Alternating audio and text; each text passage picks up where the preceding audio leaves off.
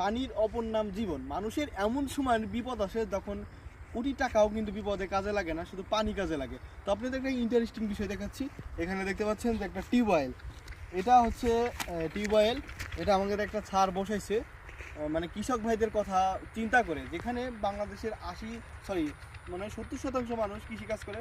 তারা এইখান থেকে পানির অভাবে বাসায় যাইতেছে 3 কিলোমিটার। তো আমাদের কোনো এক টিচার তুহিন নামে যে বড় ভাইয়া, উনি আসলে নিজে কৃষক ভাইদের এই টিউবওয়েলটা দিয়েছে। এটা ভালো আছে, দেখতে পাচ্ছেন এটা কিন্তু পানি বেরোয় এবং